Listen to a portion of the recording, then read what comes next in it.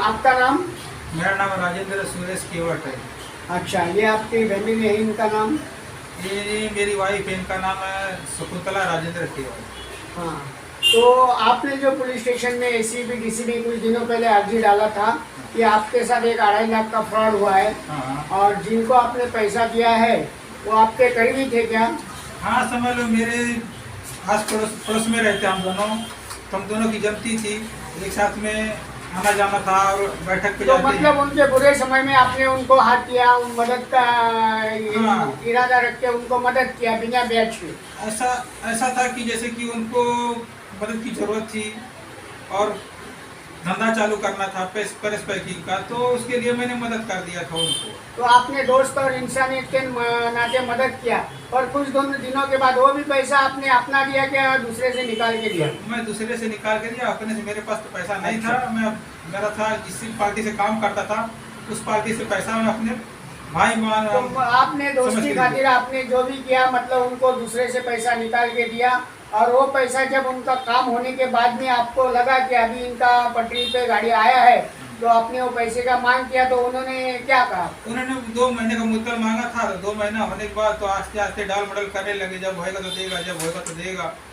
मतलब सीधा वो मुकर गए पैसा देने से, यही बात है ना? यही बात है। अच्छा, तो उन्होंने फॉर्म रहना है कि नहीं रहना? फिर बाद में इसके वो उस पे आता हूँ मैं। इसके बाद में उन्होंने हम टाल मटल करते करते कभी ऐसा यूज वापरा कि जाओ देता नहीं, क्या करने गए?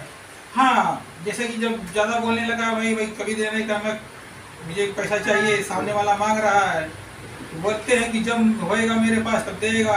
अच्छा। फिर ज्यादा बोलने पे बोलते हैं तुझे रहने का क्या गाकड़ पाड़े में, अच्छा, धमकी देते हैं। अच्छा, ऐसा बात मतलब है। सीधा मारपीट पे गाली गलौज का, इसका उनका इरादा पैसा देने का नहीं। ये क्लियर होने के बाद आपने पुलिस स्टेशन में कंप्लेंट किया, एसीपी डीसीपी को अर्जी दिया, बरोबर है? हाँ, अच्छा, ये सच है? ये सच है। अच्छा, तो उसके बाद में पुलिस स्टेशन में दोनों पार्टियों को बुलाया, कितना दिन हो गया उसको?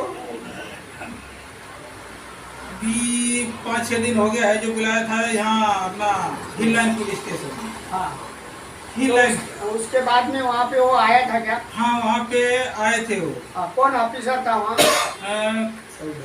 चौधरी साहब थे।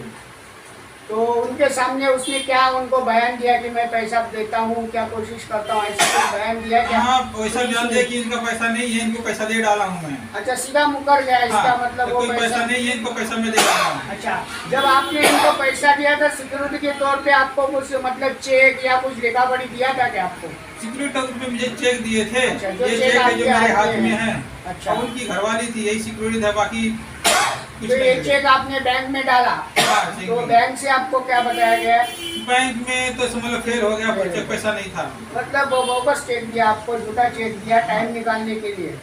हाँ, तो इसके बाद मैं प्रधान जी के पास गया था, अपना नगर सेवक थे। हाँ, तो उन्होंने मुझे बैठाया, मेरी वाइफ को, और 1-2 और लोग थे, कि बातचीत हुई कि पैसा मिल जाएगा। तो उन्होंने पैसा दिलाने का आग्रह किया था, तो पैसा देने के लिए बोले थे। फिर पैसा मुझे बाद में नहीं मिल पाया। अच्छा। हाँ, मतलब ले दे के वो टाइम पास कर रहे थे, आपको घुमा रहे, अभी तक घुमा रहे, और अभी तक सीधा मुकर गए हाँ। कि हम पैसा नहीं देते, आपको जहाँ जाना है जाओ, जहाँ ऐसा दादागिरी कर रहे। हाँ, जहाँ जाना है जाओ, जिसके पास जाना है जाओ।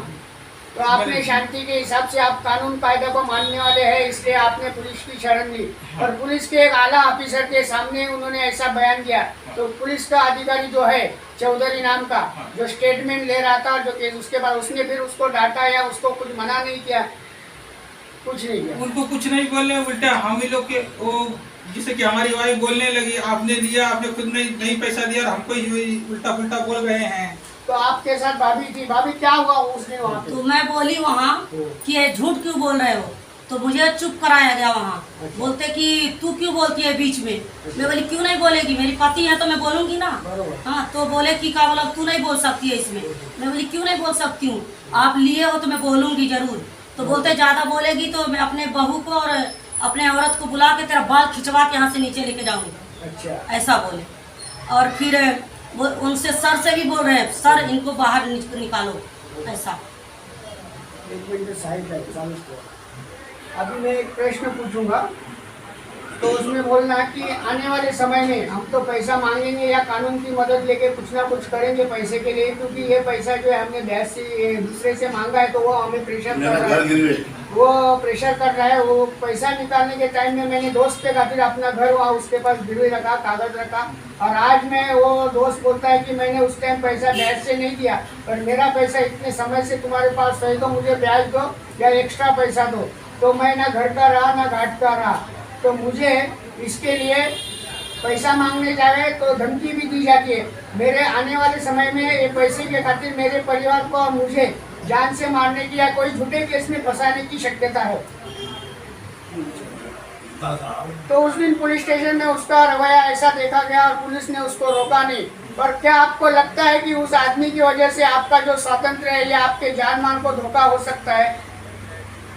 सर, जान माल का धोखा हो सकता है, मुझे झूठे कुछ ही आरोप में फंसा सकते हैं, इस चीज का मुझे डर है। भाई वो राजनीतिक वाले आदमी है, मैं साधारण आदमी हूँ और मैं व्यापारी है, छोटा व्यापारी आदमी हूँ, अपने व्यापार में उलझा रहता हूँ। उस बाकी मैं अब जो अपने सेठ से पैसा लिया हूँ, वो सेठ मेरे से पैसा मांग रहे हैं। बहुत साल हो गया है, 6-7 साल हो गए, 7 साल कम से कम हो गया उस पैसे का। और मेरा उनके चलते मेरा घर का पेपर, चेकबुक, बैंक का पासबुक सब गिरवी है और लिखा पढ़ी करके भी मुझसे ले लिए हैं। अब मेरे पास कोई रास्ता नहीं है, आप लोग मदद करिए इस चीज़ का। कम से कम इस पैसे का कम से कम 6-7 साल हो गया है।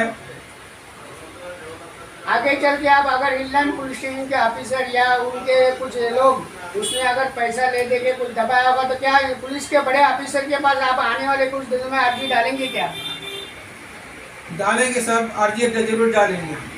तो पुलिस के आला ऑफिसर है थाना में सीपी साहब, उनके पास अगर अर्जी जाता है तो आपकी छानबीन भी होगी और आपके उसमें आपके जान मान को खतरा। हमें भी ये स्टोरी सुनने के बाद ऐसा लग रहा है कि आप आने वाले कल परसों में उनका जो सीपी साहब है, इंचार्ज है, उनके पास शिकायत दर्ज करो कि सामने वाले आदमी ने ऐसा किया। उसके बदले पुलिस के आला ऑफिसर जिसके पास तपास है, उसी के सामने हमें जान से मारने की धमकी दिए, तो आने वाले वक्त में आपको पक्का लगता है कि आपके ऊपर कोई झूठा इल्जाम लगाया जा सकता है? मुझे पक्का लगता है कि झूठा आरोप लगाया जाएगा मेरे ऊपर, कि ना किसी विधि मुझे फंसाया जाएगा ऐसा। जो और मेरे परिवार को, मेरे लड़के को भी धमकी मिला, मेरे लड़के को भी धमकी मिला है कि आगे देखता हूँ तुझे। लड़के को बोले हैं कि आगे देखता हूँ तुझे। आप आने वाले 2-3 दिन में जल्दी से जल्दी सीपी साहब को दे दो, तकरार दे दो लिखित स्वरूप में। और हमारा पूरा चैनल, हमारे शहर की जनता आपके साथ में है। अन्याय के खिलाफ हमारा चैनल चलता है और कल से ये जो चैनल है ये पूरे डिस्ट्रिक्ट में घूमेगा। तो आपको सामने वाला ऑफिसर या जिन्होंने पैसा आपका लिया है उसकी तरफ से धमकी आते ही तुरंत आप हिललाइन पुलिस स्टेशन के सहारे न बैठते हुए यहाँ पे डीसीपी सीपी है उनको लिखित में अर्जी करो 2 दिन में। हम तो आपके साथ में है, आपको न्याय दिलाने का हमारा काम है, हम न्याय दिलाने का काम करेंगे।